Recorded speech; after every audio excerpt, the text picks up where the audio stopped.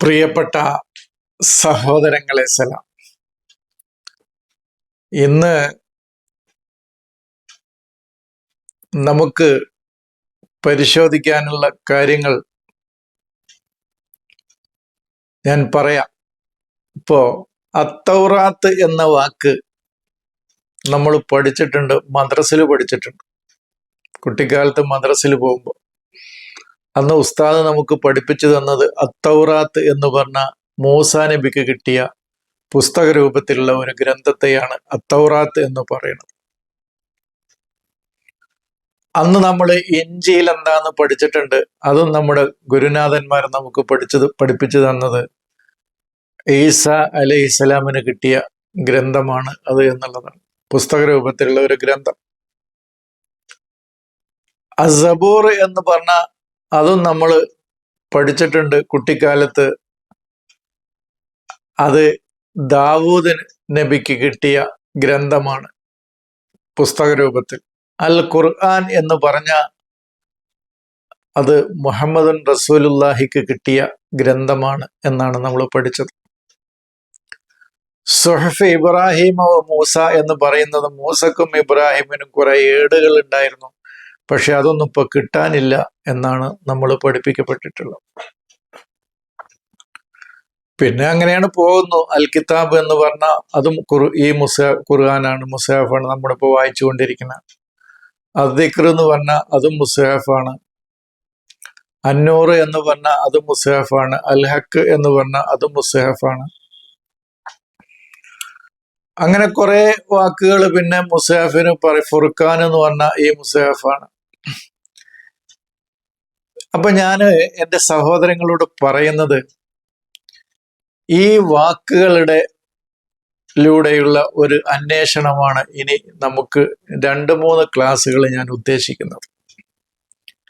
ഈ വാക്കുകളിലൂടെയുള്ള ഒരു യാത്രയാണ് ഇപ്പോൾ നമ്മൾ നടത്താൻ പോകുന്നത്. അതിലാദ്യമായിട്ട് അത്തൗറാത്ത് എന്നുള്ളതാണ്.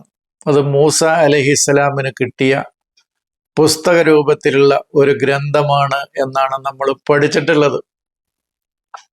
അത് ഞാൻ പറയണ്ടല്ലോ, നിങ്ങൾക്ക് അറിയാലോ. അത് നമ്മൾ ഓരോരുത്തരും കുട്ടിക്കാലത്ത് അത് പഠിച്ചിട്ടുണ്ട്. പക്ഷെ ഞാൻ ഇത് മുസ്ഹഫൊക്കെ വായിച്ച് ഇതൊക്കെ പഠിച്ച് കുറച്ചൊക്കെ എന്നേ പറയാൻ പറ്റുള്ളൂ. പഠിച്ച് കഴിഞ്ഞപ്പോ ഞാൻ മൂസ അലൈഹിസ്സലാമിന് കിട്ടിയ ഗ്രന്ഥാണ് തൗറാത്ത് എന്ന് എവിടെയും കണ്ടില്ല.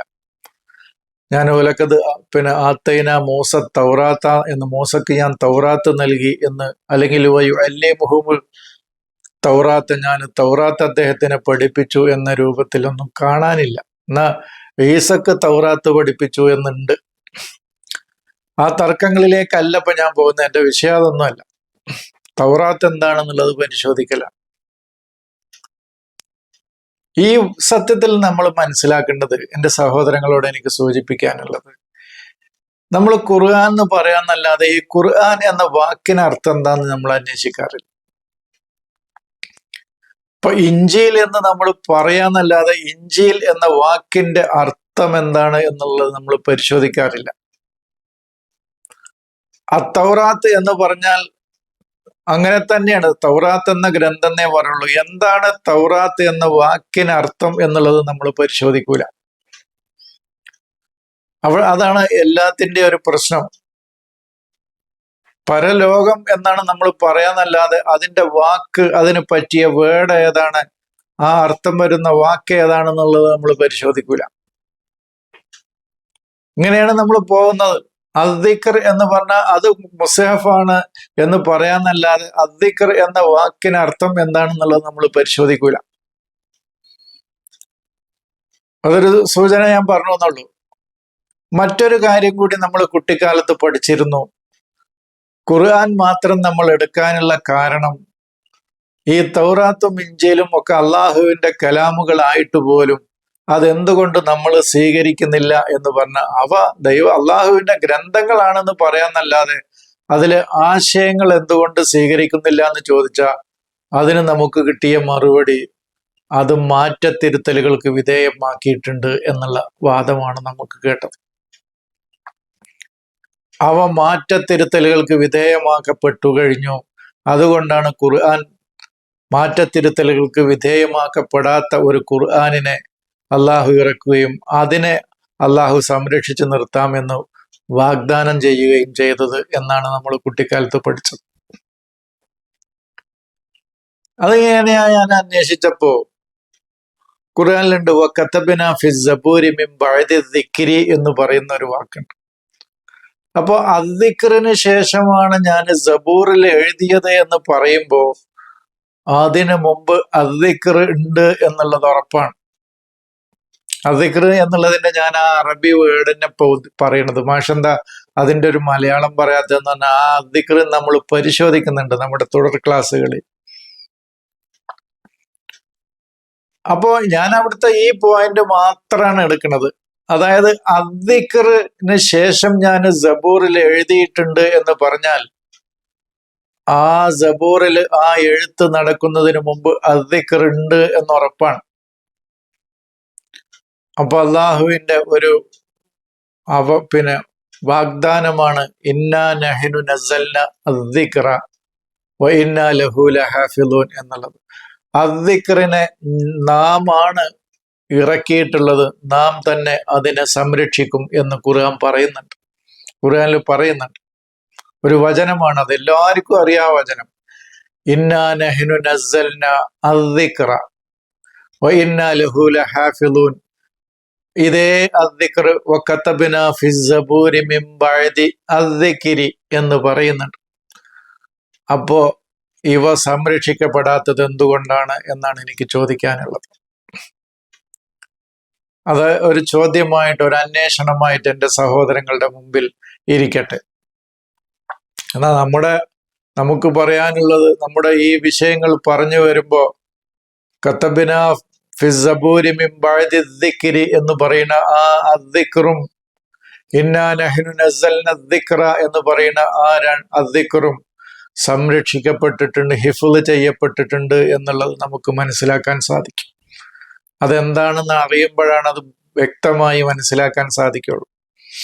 ആ വാക്കിന്റെ അർത്ഥങ്ങളിലേക്ക് നമ്മൾ പോകുമ്പോഴേ അത് വ്യക്തമായി മനസ്സിലാക്കാൻ കഴിയും. അതിനെ വികലമാക്കപ്പെട്ടിരിക്കുന്നു പൂർവവേദങ്ങൾ എന്ന് നമ്മളെ ബോധ്യപ്പെടുത്താൻ നമ്മുടെ ഗുരുനാഥന്മാർ, അവരെ കുറ്റല്ല ഞാൻ പറയുന്നത്, നമുക്ക് ഒരുപാട് അറിവുകൾ തന്ന ജ്ഞാനികളാണ് അവരെ നമുക്ക് ചെറുതായി കാണാൻ കഴിയില്ല. എന്നാലും അവര് നമുക്ക് പഠിപ്പിച്ചു തന്നിരുന്നത് യുഹരിഫൂനൽ കലിമ അമ്മവാലിഹി എന്നാണ്. അവര് അള്ളാഹുവിന്റെ കലാമുകളെ അതിൻ്റെ സ്ഥാനത്ത് നിന്ന് തെറ്റിച്ചിരുന്നു എന്നാണ് അതിൻ്റെ മൗലൂ എന്ന് പറഞ്ഞാൽ അതിലെ ആശയമാണ് എന്നാണ് അതിൻ്റെ അർത്ഥം. അല്ലാതെ അതിൻ്റെ സ്ഥാനം തെറ്റിക്കുക എന്നുള്ള അർത്ഥത്തിനല്ല. അത് ഏതൊരു ആശയമാണോ അള്ളാഹുവിന്റെ കലാമ് മുന്നോട്ട് വെക്കുന്നത്, ആ ആശയത്തിൽ നിന്ന് മാറി അവരതിന്റെ ഹർഫുകളിലൂടെ, അതാണ് യുഹരിഫൂന. വമിനന്നാസി മൻ യഅ്ബുദുല്ലാഹ അലാ ഹർഫിൻ എന്ന് പറയുന്നുണ്ട്. അള്ളാഹ്ക്ക് ഒരു വക്കത്ത് നിന്നിട്ട് ഒരു ഓരത്ത് നിന്ന് ഇബാദത്ത് എടുക്കുന്നവരുണ്ട് എന്നുള്ള അർത്ഥത്തിനല്ല. അക്ഷരങ്ങളിലൂടെ അവന്റെ ആശയങ്ങളിൽ അവന്റെ ജ്ഞാനത്തിലൂടെ സഞ്ചരിക്കാൻ ശ്രമിക്കുന്ന ആളുകളാണ് അവർ. അക്ഷരങ്ങളല്ല, അതിൻ്റെ വിശാലമായ ആശയങ്ങളിലൂടെയാണ് നമ്മൾ മുന്നോട്ട് പോകേണ്ടത്. അതാണ് അവർ ചെയ്തിരുന്നത്, അതന്നെ ഇപ്പോഴും നമ്മൾ ചെയ്തുകൊണ്ടിരിക്കുന്നത്. അതിൻ്റെ ആശയങ്ങളിൽ നിന്ന് മാറി അതിൻ്റെ ഉപരിപ്ലവമായ അതിൻ്റെ അക്ഷരങ്ങളിലൂടെ മാത്രം ഉള്ള ഈ യാത്രയാണ് പ്രശ്നമാക്കിയത്. അതന്നെയാണ് ഖുർആൻ അവിടെ പറയുന്നത്. ഞാൻ അതിൻ്റെ ഇടയിൽ നമ്മുടെ വിഷയം തൗറാത്തായിരുന്നു, പക്ഷെ അല്പം വിഷയം മാറിപ്പോയി. പക്ഷെ അത് പറയുന്നത് നല്ലതാണ്, അത് മനസ്സിലാക്കിയെടുക്കാം. തൗറാത്തും ഇഞ്ചീലും സബൂറും ഖുർആനും സുഹഫ് ഇബ്രാഹിമും അൽ കിതാബും അദ്ദിക്റും അന്നൂറും അൽഹക്കും ഒക്കെ മനസ്സിലാക്കാൻ ഇതൊന്ന് അറിഞ്ഞിരിക്കൽ നല്ലത് തന്നെയാണ്. ഇനി നമ്മൾ അത്തൗറാത്ത് എന്ന വാക്കിന്റെ അർത്ഥം എന്താന്നുള്ളത് നമുക്കൊന്ന് പരിശോധിക്കാം. അത്തൗറാത്ത് എന്ന വാക്കിന് അർത്ഥം മാ ഖുഫിയ മിനൽ ഹഖായിഖ് എന്നാണ്. മൂടിക്കിടക്കുന്ന, മറഞ്ഞു കിടക്കുന്ന, അവ്യക്തമായി കിടക്കുന്ന യാഥാർത്ഥ്യങ്ങളാണ് അതാണ് തവാറ എന്ന് പറയുന്ന വാറ യുവാരി തവാറ യത്തവാറ തവാറത്ത് എന്നൊക്കെ ഉപയോഗിച്ച സ്ഥലങ്ങളിലൊക്കെ ഖുർആനിൽ പറയുന്ന അർത്ഥം അതാണ്. ഇപ്പൊ 5-ാം അധ്യായം 31 പറയുന്നുണ്ട് ഫഉവാരി സൗഅത്ത അഖി എന്ന് പറയുന്നുണ്ട്. അഖി ആ കഥകളിലേക്കൊന്നും ഇപ്പൊ പോകുന്നില്ല. ആദമിന്റെ 2 സന്തതികൾ ഏറ്റുമുട്ടിയതും ഒരാൾ മറ്റയാളെ കൊന്നതും ആ കഥയിലേക്കൊന്നും പോകുന്നില്ല. എന്ത് കൊലയാണ് ആ 2 ഇബ്നൈ ആദം എവിടെയാണെന്നുള്ളതൊക്കെ നമുക്ക് വേറെ പരിശോധിക്കാം. അവിടെ ഉവാരി എന്നുള്ള ആ വാക്കാണ് മറച്ചു വെക്കുക, മൂടി വെക്കുക എന്നാണ് അതിന്റെ അർത്ഥം പറഞ്ഞത്. അതേ വചനത്തിൽ തന്നെ 5:30 തന്നെ കൈഫ യുവാരി സൗഅത്ത അഖീഹി, അവിടെയും ഉവാരി എന്ന് പറഞ്ഞു, രണ്ടാമത് യുവാരി എന്ന് പറഞ്ഞു. അതാണ് പറയുന്നത്. ഇങ്ങനെ ലി യുബദിയ ലഹുമ മാ ഉരിയ അനുഹുമ എന്ന് പറഞ്ഞു. അത് മറ്റൊരു വചനത്തിൽ പറഞ്ഞതാണ്. ഇങ്ങനെ പല ഇടങ്ങളിലായിട്ട് യുവാരി എന്ന് പറഞ്ഞിട്ടുണ്ട്, ഉവാരി എന്ന് പറഞ്ഞിട്ടുണ്ട്, വുരിയ എന്ന് പറഞ്ഞിട്ടുണ്ട്, തവാറത്ത് എന്ന് പറഞ്ഞിട്ടുണ്ട്, യത്തവാറ എന്ന് പറഞ്ഞിട്ടുണ്ട്. ഇതൊക്കെ മുസാഫിൽ വന്ന വേർഡുകളാണ്. അതിൽ നിന്നാണ് ഇതിന്റെ റൂട്ട് അവിടെ നിന്നാണ്. ഈ തൗറാത്ത് എന്ന വാക്കിന്റെ റൂട്ട് അവിടെ നിന്നാണ് പോരുന്നത്. അതിൽ നിന്നാണ് തൗരിയത്ത് ഉണ്ടാകുന്നതും ആ താവ് വന്നിട്ട് തൗറാത്താവുന്നതും ഒക്കെ അങ്ങനെയാണത്. അപ്പൊ നമ്മള് ആ വാക്കിന്റെ അർത്ഥം എന്താണെന്ന് ചോദിച്ചാൽ മാ ഹുഫിയ മിനൽ ഹക്കായിക്ക് എന്നാണ്. അതിനെ നമ്മൾ എന്ത് ചെയ്യണം? ബഹസ് ചെയ്യണം, അന്വേഷിക്കണം, കണ്ടെത്തണം. എന്നിട്ട് അത് നമ്മിലൂടെ ഉയർത്തിക്കൊണ്ടുവരണം ആ യാഥാർത്ഥ്യങ്ങൾ. അതാണ് ഫൗതു ബി തൗറാത്തി വത്തുലൂഹ ഇൻകുന്തും സാദിഖീൻ എന്ന് ഖുർആൻ പറയുന്നതാണ്. തൗറാത്ത് കൊണ്ടുവന്ന് നിങ്ങൾ സത്യമായിട്ടും അവയെ ഉൾക്കൊള്ളുന്നവരാണെങ്കിൽ അതിനെ നിങ്ങൾ ഫത്തുലൂഹ ഓതുക എന്നല്ല, അതിനെ തെല് എന്ന് പറഞ്ഞാൽ അതിനെ നിങ്ങളിലൂടെ ഉയർത്തിക്കൊണ്ടുവരിക ആശയങ്ങളെ എന്നാണ് അതിൻ്റെ അർത്ഥം. അപ്പോ അതല്ലാതെ നമുക്ക് അപ്പോ ആ ഫൗത്തോബി തൗറാത്തി എന്ന് പറയുന്നത് നമ്മുടെ കയ്യിലുള്ള ഒരു സാധനം ഇനി എന്തിനാ കൊണ്ടുവരാൻ പറയണത്? കയ്യിൽ മൽമൂസായ മൗജൂദായ ഒരു, അതായത് നമ്മുടെ കയ്യിൽ പിടിച്ചു നിൽക്കുന്ന മൗജൂദ ആ വസ്തു ഇവിടെ വുജൂദിലുണ്ട്, കാണാനും തൊടാനും വായിച്ചു കൊണ്ടിരിക്കുകയും ചെയ്യുന്ന ഒരു ഗ്രന്ഥത്തെ നിങ്ങളത് കൊണ്ടുവരൂ എന്നെന്തിനാ പറയണത്? അപ്പൊ നമ്മൾ കണ്ടെത്തി കൊണ്ടുവരേണ്ട ഒരു യാഥാർത്ഥ്യത്തെയാണ് അവിടെ പറയുന്നത്. ഇപ്പോ അത് എവിടുന്നാണ് മാഷെ കിട്ടുക എന്ന് ചോദിച്ചാൽ ഈ പ്രപഞ്ചത്തിൽ നിന്ന് കിട്ടും, ഈ പ്രകൃതിയിൽ നിന്ന് കിട്ടും, ഏതൊരു പുസ്തകത്തിൽ നിന്നും കിട്ടും. നമ്മളിപ്പോ ഈ വായിച്ചു കൊണ്ടിരിക്കുന്ന മുസ്ഹഫിൽ തന്നെ തൗറാത്ത് ഉണ്ട്. നമുക്ക് ഒരുപാട് യാഥാർത്ഥ്യങ്ങൾ അതിൻ്റെ ഉള്ളിൽ, ഒരുപാട് ഹക്കീക്കത്തുകൾ, ഒരുപാട് ഹക്കായിക്കുകൾ അതിൻ്റെ ഉള്ളിൽ മറഞ്ഞു കിടക്കുന്നുണ്ട്.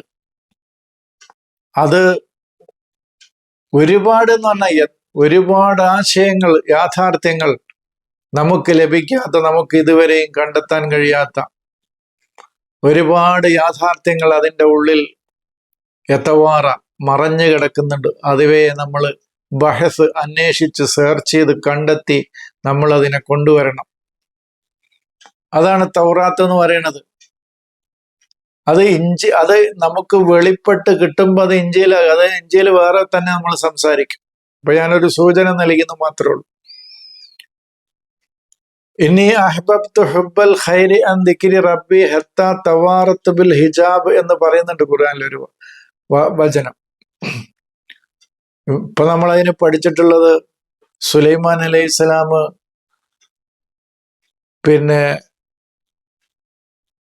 കുതിരകളുടെ സൗന്ദര്യം കണ്ട് അങ്ങനെ ആസ്വദിച്ച് അസ്ർ നിസ്കാരത്തിന്റെ ടൈം തെറ്റി സൂര്യൻ അങ്ങനെ മറഞ്ഞു എന്നൊക്കെ പറയുന്ന, അതാണ് പറയുന്നത്. അങ്ങനെ അവസാനം സൂര്യൻ അങ്ങനെ അസ്തമിച്ചു, തവാറത്ത് ബിൽ ഹിജാബ് എന്നാണ് പറയുന്നത്. അതൊക്കെ ഒരു കഥയാണ്, അതൊന്നും നമ്മളിപ്പോ പറയേണ്ടതില്ല. ഇനി അഹബബ്തു നമ്മൾക്ക് അവിടെ തവാറ എന്നുള്ള വാക്ക് മാത്രമേ ഞാൻ എടുക്കുന്നുള്ളൂ. ഹിജാബ് നമുക്കറിയാലോ, മറ. ഹിജാബുൽ മഅരിഫത്താണ്, അല്ലാതെ കർട്ടന്റെ മറയോ അല്ലെങ്കിൽ സൂര്യൻ അസ്തമിക്കുന്ന മറയോ ഒന്നും അല്ല. അത് മഅരിഫത്തിന്റെ ഹിജാബിലാണ് അത് കിടക്കുന്നത്. ഇപ്പൊ തവാറ എന്നുള്ള വാക്കിൽ ഇപ്പൊ എല്ലാരും എഴുതിയിരിക്കുന്നത് മറഞ്ഞു തന്നെയാണ് എഴുതിയിരിക്കുന്നത്. അവ്യക്തമായി അത് ഖുഫിയ എന്നാണ്. അത് നമ്മൾക്ക് ദർശിക്കാൻ കഴിയാത്ത അവസ്ഥയിലേക്ക് അത് പോയി എന്നാണ് ആ പറഞ്ഞത്. അതാണ് ഹത്താ തവാറത്ത് എന്ന് പറയുന്നത്. ഇപ്പൊ വൈദാ ബുശ്ശിറ അഹദുഹും ബിൽ ഉൻസ ലല്ല വജ്ഹുഹു മുസ്വദ്ദൻ എന്ന് പറഞ്ഞതിന് ശേഷം ഒന്ന് രണ്ട് കാര്യങ്ങൾ പറഞ്ഞ ശേഷം യതവാറ മിനൽ ഖൗമി എന്ന് പറയണം. അത് നമ്മൾ പഠിച്ചിട്ടുള്ളത്, ഒരു പെൺകുട്ടി ജനിച്ചു എന്നവർ കേട്ടാൽ, അവർ ആളുകളിൽ നിന്ന് ആ സന്തോഷ വാർത്ത അറിയിച്ചാൽ, അവരുടെ മുഖം കറുക്കും എന്നാണ്. എന്നിട്ട് ആളുകളിൽ നിന്ന് അവർ ഒഴിഞ്ഞ് മറഞ്ഞിരിക്കും എന്നാണ് പറയുന്നത്. അവിടെ യതവാറ ആ വാക്ക് മാത്രമേ എടുക്കണുള്ളൂ. ബാക്കി അറേബ്യയിലെ ജനത പെൺകുട്ടികളെ കുഴിച്ചു മൂടിയായിരുന്നു അവര്.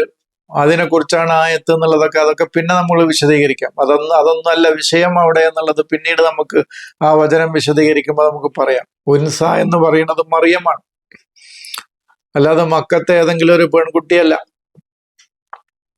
ഇനി വളയത്തുഹ ഉൻസ എന്ന് പറയുന്നത് ഖുർആനിൽ ഉൻസ വരുന്നത് ഒക്കെ മറിയമിനെയാണ് ഉദ്ദേശിക്കുന്നത്. അത് നമുക്ക് പിന്നീട് ചർച്ച ചെയ്യാം.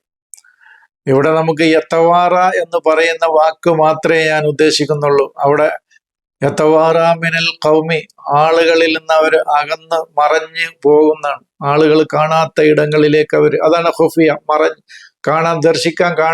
കാണാൻ പറ്റാത്ത അവസ്ഥയിലേക്ക് അവർ പോകുകയാണ്. അപ്പൊ ഈ വാക്കിൽ നിന്നാണ് തൗറാത്ത് ഉണ്ടായത്. അപ്പൊ തൗറാത്ത് എന്താണ് എന്നുള്ളത് എൻ്റെ സഹോദരങ്ങൾ മനസ്സിലാക്കുക. ഇത് വിഷയങ്ങൾ കഴിയുമ്പോഴാണ് ഈ ഇഞ്ചീല്, തൗറാത്ത്, സബൂർ, ഖുർആന്, ദിക്ർ ഇതൊക്കെ കഴിയുമ്പോൾ കാര്യങ്ങൾ വളരെ സ്പഷ്ടമായി വരും എന്നാണ് എനിക്ക് സൂചിപ്പിക്കാനുള്ളത്. അപ്പൊ തൗറാത്ത് എന്നതുകൊണ്ട് ഞാൻ പറഞ്ഞത് മാ ഖുഫിയ മിനൽ ഹക്കായിക്ക്, നമ്മൾ കണ്ടെത്തേണ്ട യാഥാർത്ഥ്യങ്ങളാണ്, നമ്മൾ വെളിപ്പെടുത്തി കൊണ്ടുവരേണ്ട യാഥാർത്ഥ്യങ്ങളാണ് അവ.